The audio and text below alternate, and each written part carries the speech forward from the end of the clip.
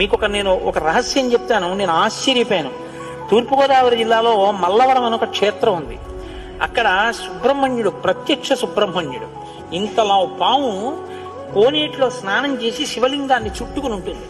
అది పిల్లలు పుట్టని వాళ్ళు వెళ్ళి నమస్కారం చేస్తే పిల్లలు పుట్టారు. డాక్టర్లు పిల్లలు పుట్టారని సర్టిఫై చేసిన వాళ్ళకి పుట్టారు. ముఖ్యమంత్రులు కూడా వెళ్ళారు పీఠాధిపతులు అక్కడికి. ఆ పాము కారణాంతరాల చేత శివలింగానికే తల కొట్టుకుని శరీరం వదిలితే ఇప్పుడు అలాగే ప్రతిష్ఠ చేశారు. అక్కడ నేను ఆశ్చర్యపోయింది ఏంటంటే, నాకు ఆ దేవస్థానం ధర్మకర్త ఒక ఆయన వచ్చి ఒకసారి ఓ మాట చెప్పారు. బిడ్డలు పుట్టరు అని డాక్టర్లు చెప్పేసినటువంటి వాళ్ళు సుబ్రహ్మణ్య షష్ఠి నాడు ఈ దేవాలయం వెనకాల పడుకుంటారు, వచ్చి బోర్లా పడుకుంటారు ఆడవాళ్ళు. వాళ్ళకి కునుకు పడుతుంది, కునుకు పడ్డాక లేపేస్తాం. ఆ మరుసటి సంవత్సరం వాళ్ళు పసిపిల్లల్ని పట్టుకుని వస్తారండి అని చెప్పారు. నాకు అపనమ్మకం కాదు, చూడాలనిపించింది. కాకినాడ నుంచి చాలా మందిని కలిసి సుబ్రహ్మణ్య భుజంగ స్తోత్రం చేశారు శంకర భగవత్పాదులు.